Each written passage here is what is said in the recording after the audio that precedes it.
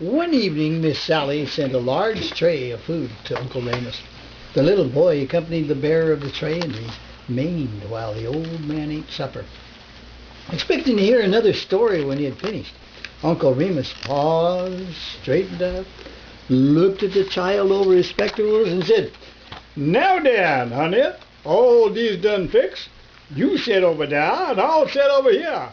And I'll sort of rustle round with my members and see if I can call to mind the tale about how old Brer Rabbit got him a two-story house without laying out much cash." Uncle Remus stopped talking a little while and pretended to be trying to remember something. Finally he brightened up and began. "It turned out one time that a whole lot of the critters took a notion that they'd go in cahoots and build 'em a house. Old Brer Bear, he was amongst them, and Brer Fox, and Brer Wolf, and Brer Coon, and Brer Possum. I won't make for sure, but seems like to me that plumb down to old Brer Mink was amongst them. Leastways, they was a whole passel of them, and they did, and they built the house in less than no time. Brer Rabbit, he make him head swim to climb up the scaffold, and likewise he said make him catch the palsy for the work in the sun. But he got him a square, and he stuck a pencil behind his ear, and he went round making and a-mocking,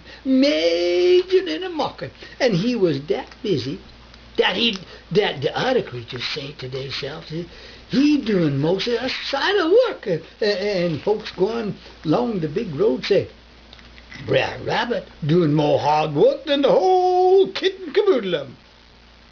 Yet all the time, old Brer Rabbit ain't doing nothing, and he just well been laying off in the shade scratching the fleas off of him. The other critters, they built a house, and gentlemen, she was a fine one. She'd have been a fine house these days, let alone them days. Sure enough, she had a upstairs and a downstairs, and chimneys all around, and she had rooms for the creatures what went into cahoots and helped make it. Old Brer Rabbit, he picked out one of the upstairs rooms, and he took and got him a gun and one of these here brass cannons, and he took and put 'em in there when the other creatures ain't looking.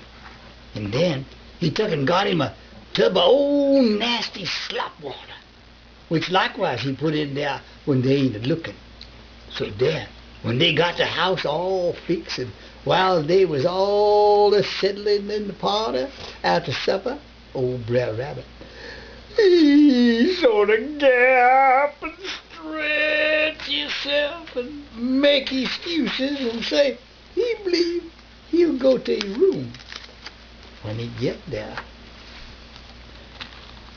And whilst all the other creatures was a-laughing and a-chatting, just as sociable as you please, old Brer Rabbit, he stuck his head out of the window, out of the door of his room, and he sing out, "When a big man like me want to sit down, whereabouts he going to sit?" says he. Then the other creatures, they laughing all the back. "A big man like you can't sit in a chair. He better sit down on the floor." "Watch out down there then," says old Brer Rabbit, says he, "'cause I'm going to sit down," says he. With that, bang went old Brer Rabbit gun. Of course, that sort of astonished the creatures, and they look around and one another with much as to say, "What in the name of gracious is that?" They listen and listen, but they don't hear no more fuss. And 'twa'n't long before they got to chatting and jabbing some more. By and by, old Brer Rabbit stick his head out of the door again, and he sing out, "When a big man like me want to sneeze, why about he going to sneeze at?" Then the other creatures, they tuck and holler back, "If a big man like you ain't a-going to gump, he can sneeze anywhere he please." "Watch out down, says Rabbit, says he, 'cause I'm going to loose and sneeze right here, says he. With that, old Brer Rabbit let off his cannon. Boulder-oom! The window glass, they shook and rattled, and the house shook like it going to come down. And old Brer Bear, he fell out of the rocking chair. Kaplump! When the creatures get sort of settled, old Brer Possum and Brer Mink, they up and know that Brer Rabbit got such a monstrous bad cold, they believe they'll step out and get some fresh air. But them other creatures, they say they gonna stick it out. And at a while, when they get the hair smoothed down, they're going to jowl amongst themselves.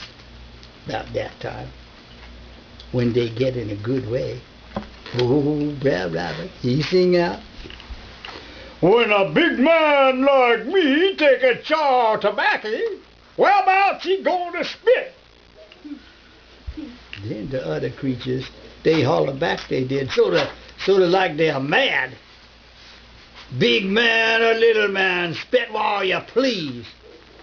Then old Brer Rabbit, he squall out, "This the way a big man spit." And with that, he tilled over the tub of slop water, and when the other creatures hear it coming a-sloshing down the stair steps, gentlemen, they just hoisted themselves out of there. Some of them went out the back door, and some of them went out the front door, and some of them fell out the windows. Some went this way, and some went another way, but they all went sailing out. Old Brer Rabbit, he just took and shut up the house, and fastened the windows, and then he go to bed. He did. And he pull up the cover up round his ears, and he sleep like a man what ain't owe nobody nothing. And neither do you owe him, 'cause if them other creatures going to get scared and run off from their own house, what business that, old Brer Rabbit? That's what I like to know.